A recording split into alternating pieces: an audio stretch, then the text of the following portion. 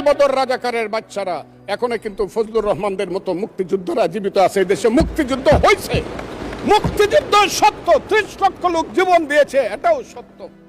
আমি আজকে আপনাদের কাছে প্রশ্ন রাখতে চাই, 5ই আগস্টের পরে কি হলো? আমাকে একটু 5ই আগস্টের পরে কি হলো আপনারা জানেন? এইখানে ইউনূস সরকার ছিল, আমি শিল্পকলার সামনে থাকি, একটা গান হইতে পারে নাই, একটা নাটক হইতে পারে নাই, একটা লালনের গীতি হইতে পারে নাই, একটা বাউল গান হইতে পারে নাই। সবকিছু কালো শক্তি ধ্বংস করে দিয়েছিল। তারা বলেছিল কোন মুক্তিযুদ্ধ হয় নাই, 47-এর যুদ্ধ হয়েছে, আর 24-এর যুদ্ধ হয়েছে, আর 71-এ গন্ডগোল হয়েছে। সেই দিন মুক্তিযোদ্ধা হিসাবে আমি বলেছিলাম, আমি বলতে পারবো কিনা কথাটা আপনি, এই আলবদর রাজাকারের বাচ্চারা এখনো কিন্তু ফজলুর রহমানদের মতো মুক্তিযোদ্ধারা জীবিত আছে। এই দেশে মুক্তিযুদ্ধ হয়েছে, মুক্তিযুদ্ধ সত্য, 30 লক্ষ লোক জীবন দিয়েছে, এটাও সত্য। এই যুদ্ধের মধ্য দিয়েই আমরা সেদিন তাদের সঙ্গে যুদ্ধ করেছি। আমার বাড়ির সামনে মব হয়েছে আমাকে হত্যা করার জন্য। সেদিন আমি আজকের পুলিশকে ধন্যবাদ দিব, আজকের মিলিটারিকে ধন্যবাদ দিব। 10 মিনিটের মধ্যে আমার বাড়ির সামনে তার আগে উপস্থিত হয়েছে আমাকে বাঁচানোর জন্য।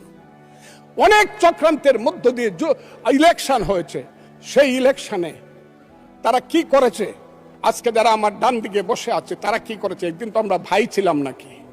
তারা যা করেছে সেটা কল্পনা করার মতো না। যত চক্রান্ত করেছে, সেই চক্রান্তের ভিতর দিয়ে যখন তারা প্রচার করতে শুরু করলো তারা বাংলায় 2/3 মেজরিটি পেয়ে তারা পাস করবে, আমি হতভাগা ফজলুর রহমান বলেছিলাম জামাত জোট যদি মেজরিটি পায় তাহলে আমি বিষ খাবো। এই কথাটা আমি বলেছিলাম, আমি বিষ খাবো। হ্যাঁ, কথাটা সত্য, আমি বলে যাচ্ছি। এবং তারা কোনোদিন যুদ্ধে জয়লাভ করতে পারে না, রাজনৈতিক যুদ্ধে, কারণ তাদের পূর্বপুরুষ বাংলাদেশ চায় নাই। বাংলাদেশ যদি থাকে, এই বাংলায় শুধু বেলিচা মিলিয়া চুই ফুল ফুটে না, এদেশে রক্ত গোলাপ, রক্ত জবাও ফুটে। এদেশের জঙ্গলে শুধু কোকিল ডাকে না, এদেশের জঙ্গলে রয়্যাল বেঙ্গল টাইগারও থাকে। যতদিন রয়্যাল বেঙ্গল টাইগার থাকবে, মুক্তিযোদ্ধা জিতবে, রাজাকার কোনোদিন এদেশে জয়লাভ করতে পারবে না। আমি চ্যালেঞ্জ করে বলে গেলাম। কোনো কারণে আগস্ট কোনো বিপ্লব নয়, আগস্ট হলো গণ অভ্যুত্থান। সেই গণ অভ্যুত্থানকে যারা মুক্তিযুদ্ধ এবং মুক্তিযোদ্ধার সঙ্গে তুলনা করতে চায়, জুলাই যুদ্ধ এবং মুক্তিযুদ্ধ, তাদেরকে আমি বলবো, সবাইকে আমি বলবো, এই কথাটা বলাই অন্যায়।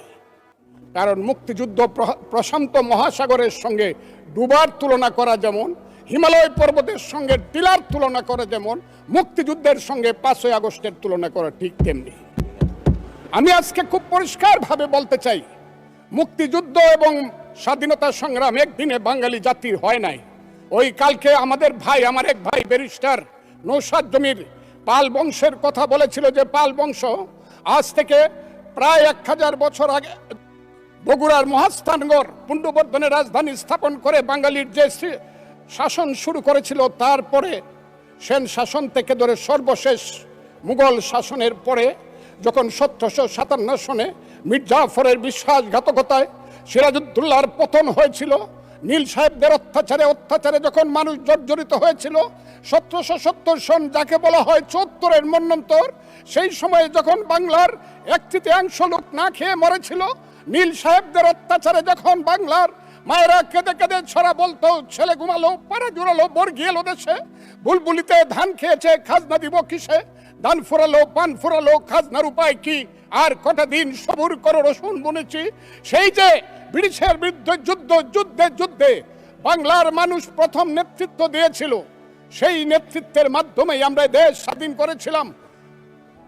আমি আজকে আপনাদেরকে বলি, 2005 সন থেকে ধরে 8 সনে ক্ষুদিরাম মের ফাঁসি, যে ফাঁসিতে গান হয় বাংলায় আজও একবার বিদায় দেমা ঘুরে আসি, সেই প্রফুল্ল চাকির ফাঁসি, এই যে যুদ্ধ, তারপরে চিত্তরঞ্জন দাস, এরপরে 190 বছর পরে একজন বাঙালি মুসলমানের সন্তান, বাড়ি তার বরিশাল, সিরাজউদ্দৌলার পরে প্রথম বাংলার সিংহাসনে বসলো। ওই দিন দেখলাম 2 জন মন্ত্রী সাহেব বললেন উনি মুখ্যমন্ত্রী। 1937 সনে যখন শেরে বাংলার সিংহাসনে বসেছিলেন, তখন উনি প্রধানমন্ত্রী ছিলেন। সেই শেরে বাংলা ফজলুল হক, হুসেন শহীদ সোহরাওয়ার্দী, দেশ থেকে দেশান্তরে গিয়ে সুভাষ বোস, মৌলানা আব্দুল হামিদ খান ভাসানী, বঙ্গবন্ধু শেখ মুজিবুরেরা বাংলাদেশের স্বাধীনতা সংগ্রামের ভিত্তি স্থাপন করেছিল।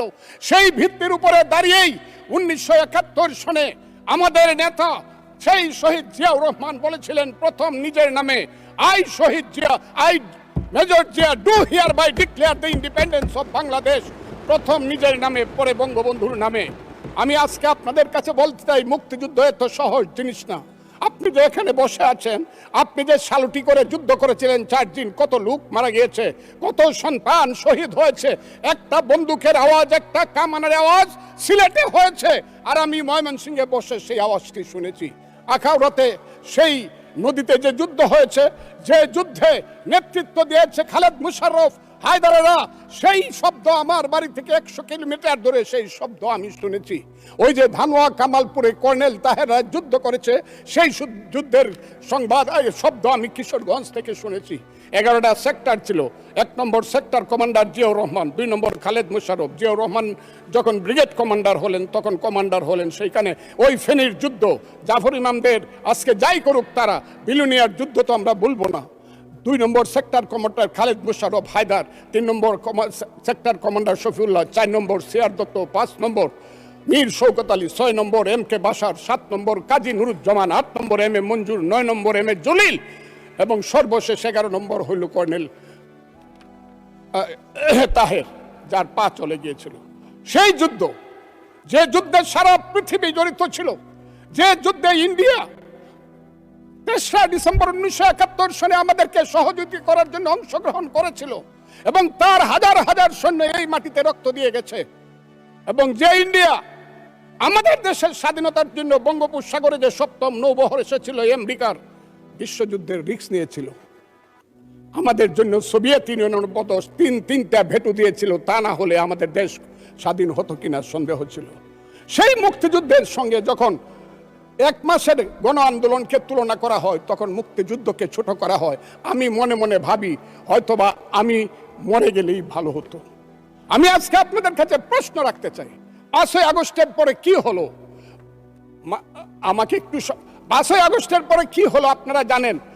এইখানে ইউনূস সরকার ছিল, আমি শিল্পকলার সামনে থাকি, একটা গান হইতে পারে নাই, একটা নাটক হইতে পারে নাই, একটা লালনের গীতি হইতে পারে নাই, একটা বাউল গান হইতে পারে নাই।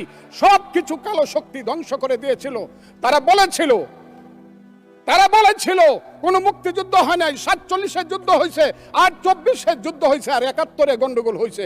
সেই দিন মুক্তিযোদ্ধা হিসাবে আমি বলেছিলাম, আমি বলতে পারবো কিনা কথাটা আপনি, এই আলবদর রাজাকারের বাচ্চারা, এখনো কিন্তু ফজলুর রহমানদের মতো মুক্তিযোদ্ধারা জীবিত আছে। দেশে মুক্তিযুদ্ধ হয়েছে, মুক্তিযুদ্ধ সত্য, 30 লক্ষ লোক জীবন দিয়েছে, এটাও সত্য। এই যুদ্ধের মধ্য দিয়ে আমরা সেদিন তাদের সঙ্গে যুদ্ধ করেছি। আমার বাড়ির সামনে মব হয়েছে আমাকে হত্যা করার জন্য। সেদিন আমি আজকের পুলিশকে ধন্যবাদ দিব, আজকের মিলিটারিকে ধন্যবাদ দিব। 10 মিনিটের মধ্যে আমার বাড়ির সামনে তার আগে উপস্থিত হয়েছে আমাকে বাঁচানোর জন্য। অনেক চক্রান্তের মধ্য দিয়ে ইলেকশন হয়েছে। সেই ইলেকশনে তারা কি করেছে, আজকে যারা আমার ডান দিকে বসে আছে তারা কি করেছে? একদিন তো আমরা ভাই ছিলাম নাকি? তারা যা করেছে সেটা কল্পনা করার মতো না। যত চক্রান্ত করেছে, সেই চক্রান্তের ভিতর দিয়ে যখন তারা প্রচার করতে শুরু করলো তারা বাংলায় 2/3 মেজরিটি পেয়ে তারা পাস করবে, আমি হতভাগা ফজলুর রহমান বলেছিলাম, জামাত জোট যদি মেজরিটি পায় তাহলে আমি বিষ খাবো। এই কথাটা আমি বলেছিলাম, আমি বিষ খাবো। হ্যাঁ, কথাটা সত্য, আমি বলে যাচ্ছি। এবং তারা কোনোদিন যুদ্ধে জয়লাভ করতে পারে না, রাজনৈতিক যুদ্ধে, কারণ তাদের পূর্বপুরুষ বাংলাদেশ চায় নাই। বাংলাদেশ যদি থাকে, এই বাংলায় শুধু বেলিচা মিলিয়ার জুই ফুল ফুটে না, এদেশে রক্ত গোলাপ, রক্ত জবা ফুটে। এদেশের জঙ্গলে শুধু কোকিল ডাকে না, এদেশের জঙ্গলে রয়্যাল বেঙ্গল টাইগারও থাকে। যতদিন রয়্যাল বেঙ্গল টাইগার থাকবে, মুক্তিযোদ্ধা জিতবে, রাজাকার কোনোদিন এদেশে জয়লাভ করতে পারবে না। আমি চ্যালেঞ্জ করে বলে গেলাম। আমি আজকে আপনাদের সামনে আরো কিছু বলতাম, কিন্তু আমি টাইমটা দেখতে চাই, আরেকটা কথা বলতে চাই। আমি